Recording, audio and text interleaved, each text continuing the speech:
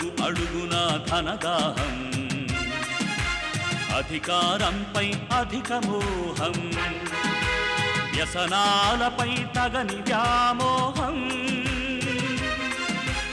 అడుగు అడుగున ధనదాహం, అధికారంపై అధిక మోహం, వ్యసనాలపై తగని వ్యామోహం. ఆధునిక సమాజమేవో ఆటవిక సమూహం, స్వార్థపరుల సందోహంలో ధర్మం ఉనికేవో సందేహం. మనసున్న మనిషికి ప్రతి నిమిషం ఎదురయ్యేను ఓ పద్మవ్యూహం, పద్మవ్యూహం, పద్మవ్యూహం. అడుగు అడుగున ధనదాహం, అధికారంపై అధిక మోహం, వ్యసనాలపై తగని వ్యామోహం.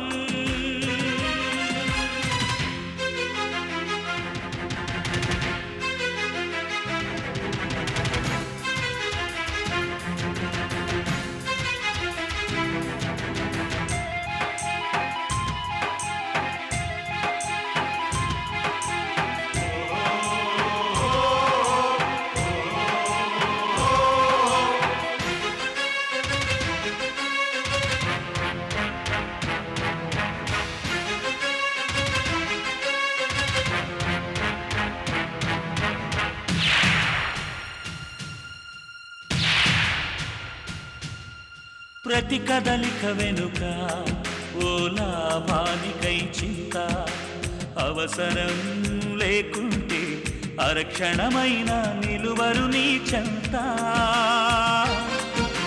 ప్రతి కదలిక వెనుక ఓ లాభానికై చింత, అవసరం లేకుంటే అరక్షణమైన నిలువరు నీ చెంత. ఇది కన్నీటినే వేలం వేసే కసాయి సంత, ఇది కన్నీటినే వేలం వేసే కసాయి సంత. విలువలకై వెతుకులాట నేడొక పెద్ద వింత, విలువలకై వెతుకులాట నేడొక పెద్ద వింత. అడుగు అడుగున ధనదాహం, అధికారంపై అధిక మోహం, వ్యసనాలపై తగని వ్యామోహం. పద్మవ్యూహం, పద్మవ్యూహం, పద్మవ్యూహం.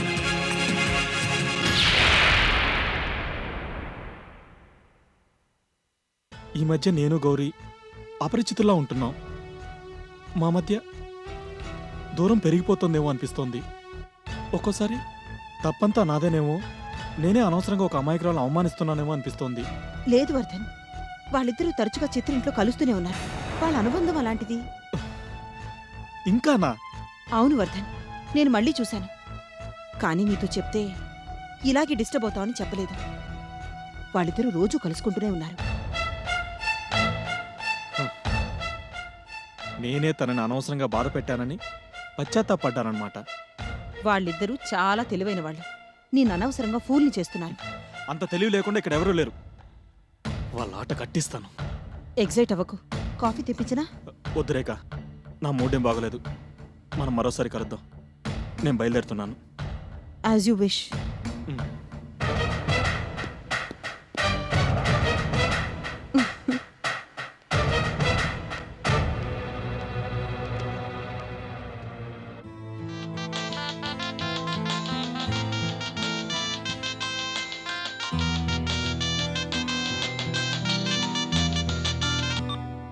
హలో.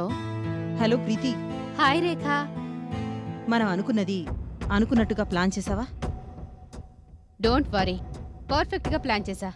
ఇప్పుడే నారాయణ మన ప్లాన్ని యాక్షన్లో పెట్టడానికి వెళ్ళాడు. That's great. Thank you. అంతా సరిగ్గా జరుగుతున్నందుకు నేనే నీకు థ్యాంక్స్ చెప్పాలి. బాయ్. బాయ్ ప్రీతి.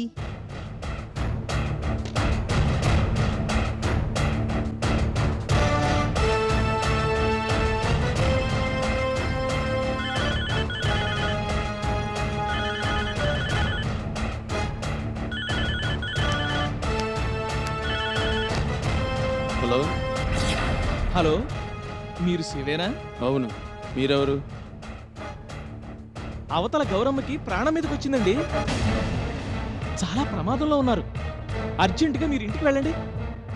పైగా మీ పేరే కలవరిస్తోంది. గౌరీక ప్రమాదమా? ఏమైంది? అబ్బా, ముందు త్వరగా వెళ్ళండి, తర్వాత మీకే తెలుస్తుంది. హలో హలో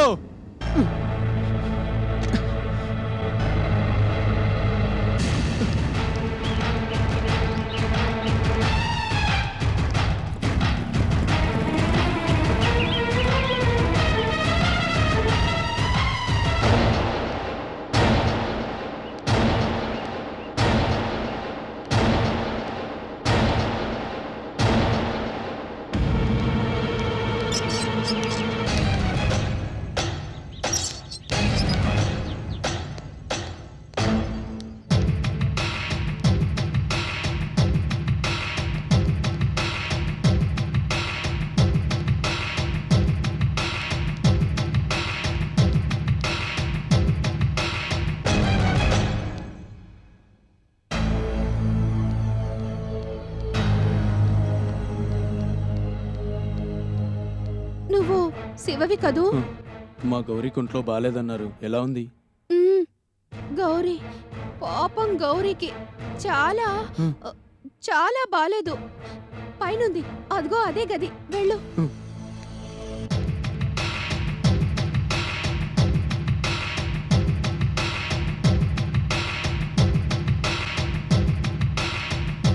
గౌరీ గౌరీ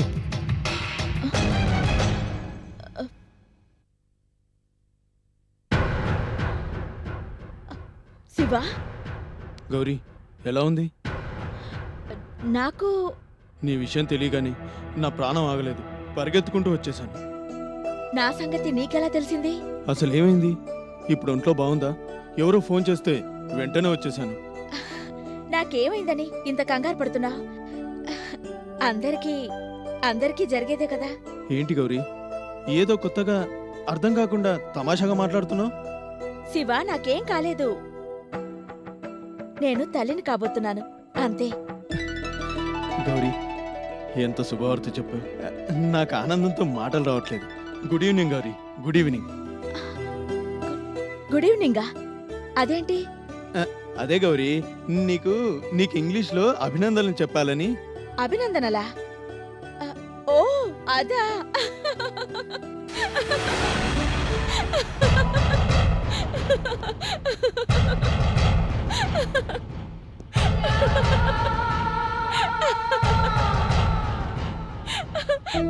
అది కంగ్రాచులేషన్ శివ, కంగ్రాచులేషన్స్ అనాలి, గుడ్ ఈవినింగ్ కాదు.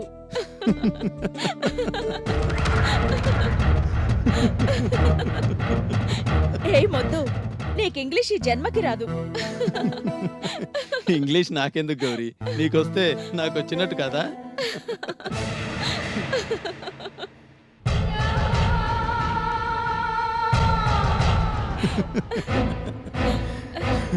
వర్ధన్, వర్ధన్ బాబు వచ్చారా? అది మీకు కంగ్రాచులేషన్స్ వర్ధన్ బాబు. ఏంటి మళ్ళీ చెప్పు? ఆ ఇంగ్లీష్ పేరు నాకు నోరు తిరగడం లేదు. మీకు నా అభినందనలు.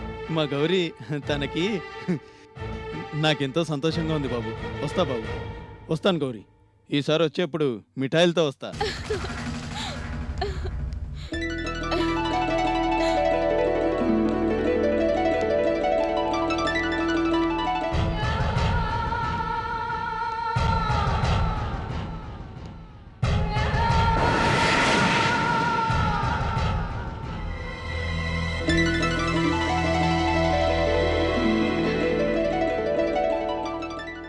ఎందుకు శివంత సంతోషంగా ఉన్నాడు? ఎందుకు కంగ్రాచులేట్ చేశాడు? ఎందుకు స్వీట్స్తో వస్తానన్నాడు? వర్ధన్, మనకి బాబు పుట్టబోతున్నాడు. డాక్టర్ గారు సాయంత్రం పరీక్ష చేసి చెప్పారు. నీకు ఈ విషయం పర్సనల్ గానే చెప్పాలని ఫోన్ చేయలేదు. నువ్వు తండ్రివి కాబోతున్నావు వర్ధన్. తండ్రి కాబోతున్నది నేనా? ఆ శివ. వర్ధన్, ఈ సంతోషకరమైన విషయం నాకెవరో పరాయి మగాడు చెప్తే తెలియాలా? వర్ధన్, అదే ఏమీ చెప్పాలని చూడకు. ఆ శివమోహన్లో సంతోషం చూస్తేనే తెలిసిపోతోంది ఆ బిడ్డకు తండ్రెవరో.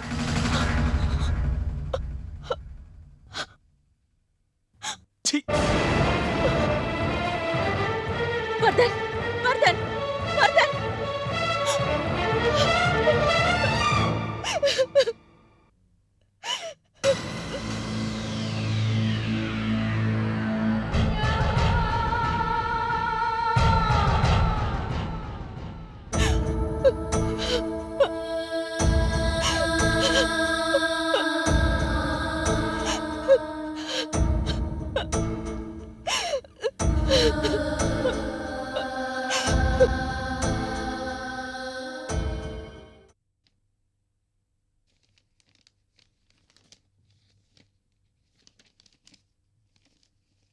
సో ఈ వీలునామా మీ ఇష్టపూర్వకంగా రాసిందేగా?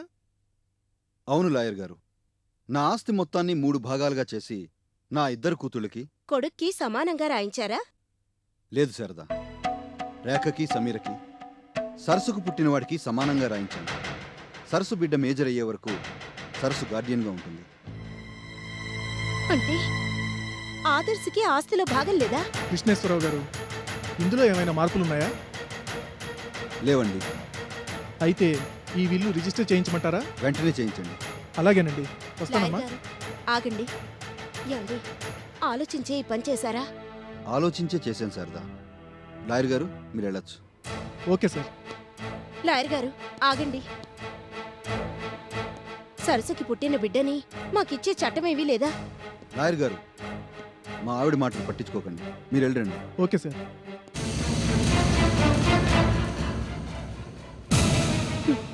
మొత్తానికి ఆదర్శ్ అన్నట్టే వాడి మీద పగపట్టినట్టు ప్రవర్తించారు కదండి.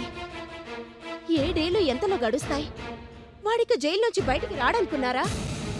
పిల్లలు చేసే తప్పులకి కన్నవాళ్లే బాధ్యులు శారదా. దానికి పరిహారం కూడా మనమే చెల్లించాలి. అందుకే ఆదర్శ్ వల్ల సరస్సుకు జరిగిన ద్రోహానికి కొంత న్యాయం చేశాననిపించింది.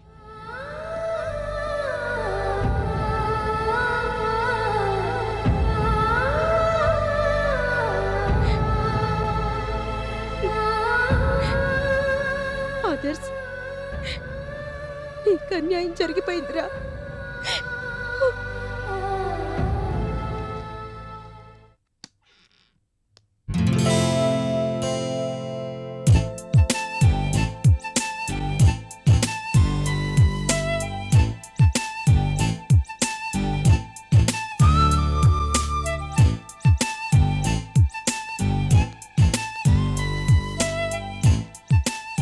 నీలో ఏదో కొత్త కళ కనిపిస్తుందోయ్. బాగానే ఉంది సంబడం. ఇన్నేళ్లకి ఇప్పుడు నాలో కొత్త కళ్ళు కనిపిస్తున్నాయా? అదే నోయ్, నానమ్మ కళ. ఓహో, నేను ముసల్దాన్ని అయిపోయానని గుర్తు చేస్తున్నారన్నమాట. అబ్బా, ఏం అలుగుతున్నావోయ్ సత్యభామలాగా?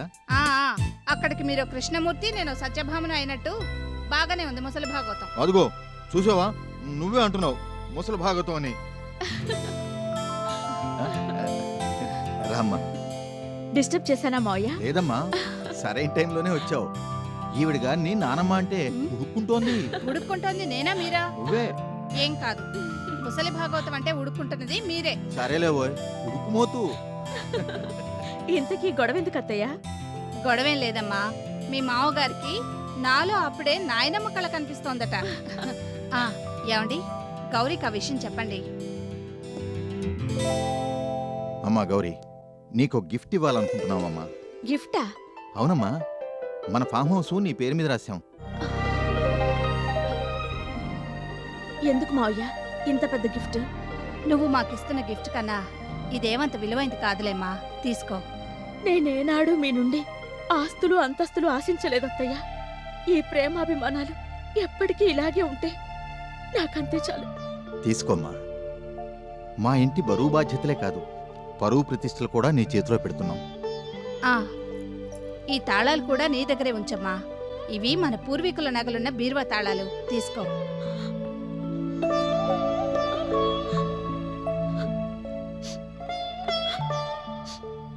థ్యాంక్స్ అత్తయ్య.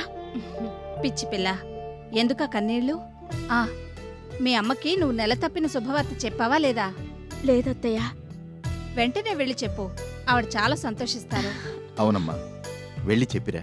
అలాగే మావయ్య.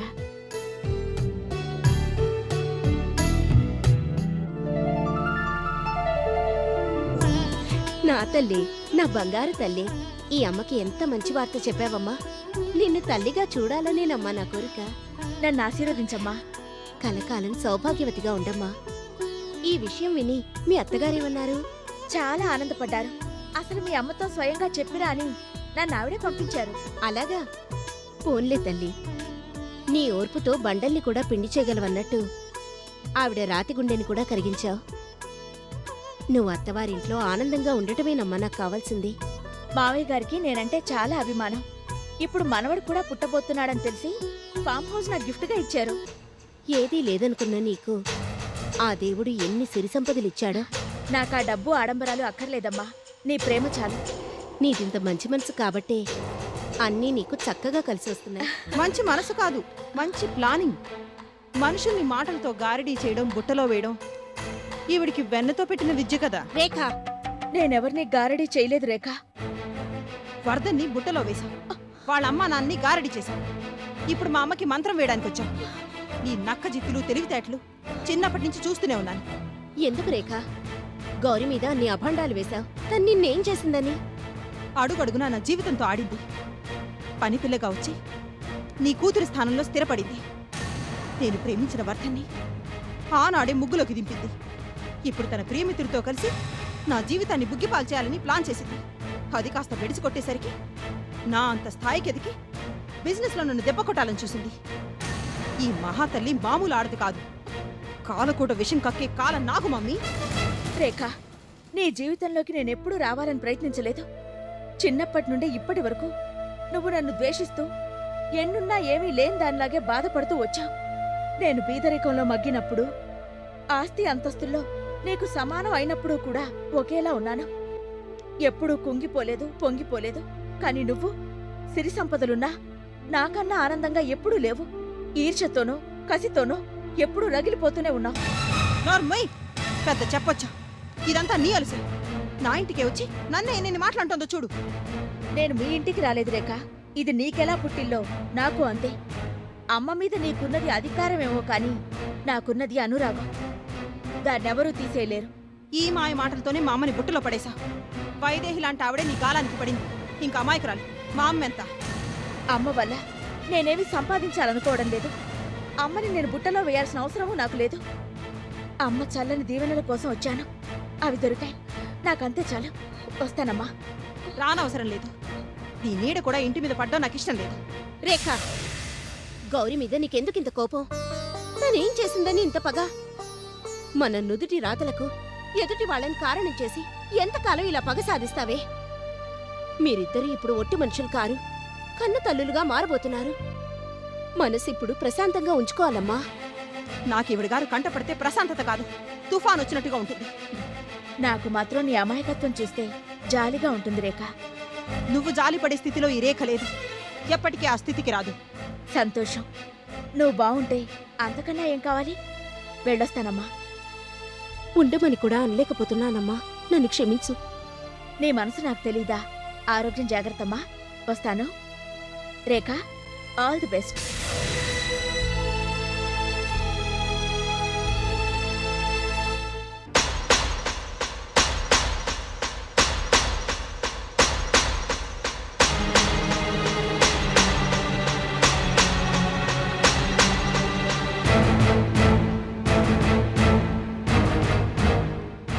లుక్, నువ్వు ఇలా చేతులు కట్టుకుని నోరు ముసుగు కూర్చుంటే ఆ ముసలాడు, అదే మీ మావగారు, ఆస్తులన్నీ ఆ ముద్దుల పెద్ద కొడలికి బహుమతి అంటూ కట్టబెట్టేస్తారు. చివరికి మీ దాకా వచ్చేసరికి ఏం మిగులుతుంది? జోలే, అది పట్టుకొని మాదాకోళం తల్లే అని అడుక్కోవాలి. చిచే చేయగలేదు పైకెలా అని అంటారండి అందరూ.